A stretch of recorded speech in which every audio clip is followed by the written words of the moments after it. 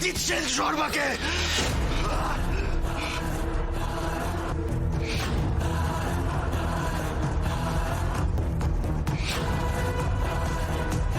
তোর বাড়িতে ঢুকে তোকে বাইরে টেনে এনে ল্যাম্প পোস্টে তোকে টাঙিয়ে দেবো।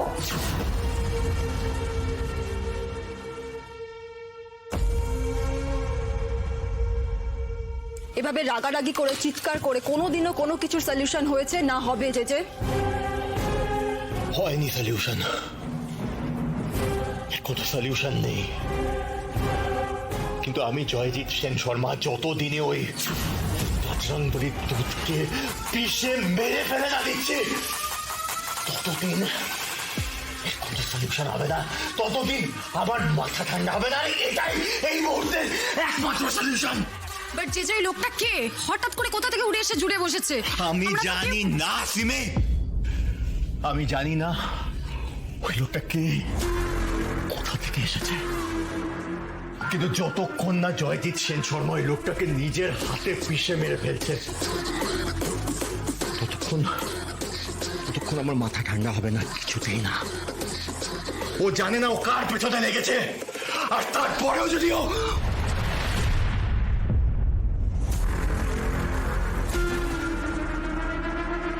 Sujoy, come in, please.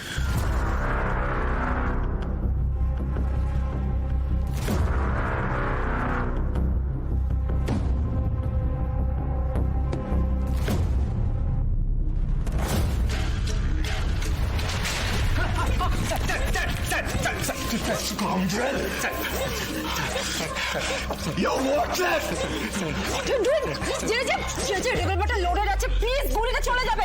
Stop it, stop it, stop it. Shut! Shut up! I will kill you, Sujoy. তোমার উপরে শুধুমাত্র একটা রেসপন্সিবিলিটি দেওয়া হয়েছিল, শুধুমাত্র একটা। আমার কনসাইনমেন্টটা যেন ঠিকঠাক ভাবে নিজের জায়গায় পৌঁছেছে। তুমি সেই একটা কাজও করতে পারোনি, তাহলে তোমাকে বাঁচিয়ে রেখে আমার লাভটা কি সুজয়? তোমাকে আমি স্যার আমি অনেক চেষ্টা করেছিলাম স্যার, আমি অনেক চেষ্টা করেছিলাম, সব প্ল্যান করেছিলাম স্যার, কিন্তু মাঝখান থেকে মহাকুরের সিংহ চলে এলো। আমি তারপর মালগুলোকে আলাদা করে রেখেছিলাম স্যার, কিন্তু কিন্তু ওই বজ্রমূলী দূত থেকে চলে এসে স্যার স্যার আমাদের সব কনসাইনমেন্ট পুড়িয়ে দিল স্যার। স্যার একবার বিশ্বাস করুন আমাকে sir, trust me sir. I don't trust you. আমার আবার ঘুম। এই দেখো, আমি তোকে এখানে দাঁড় করিয়ে কথা বলছি, আয় আয় ভেতরে আয়, আয়।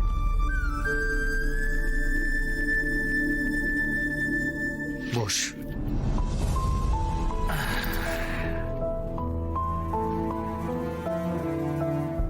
কি হলো?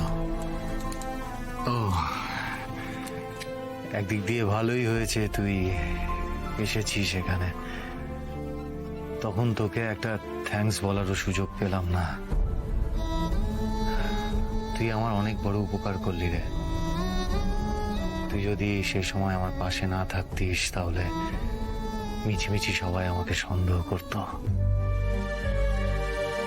ঠিক সময়ে তুই আমার পাশে এসে দাঁড়িয়েছিস, থ্যাংক ইউ।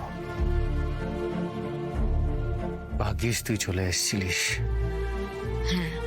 আজ বাবা ড্রয়িং এ তোমাকে যেভাবে কথা শোনাচ্ছিল, সেই সবকিছুই আমি বাইরে থেকে শুনতে পাচ্ছিলাম, আর সেটা আমার একদম ভালো লাগেনি।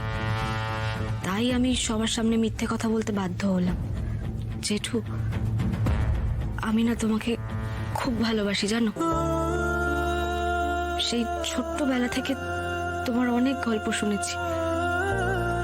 তুমি, জেঠি, তোমাদের আমার খুব কাছের মনে হয়।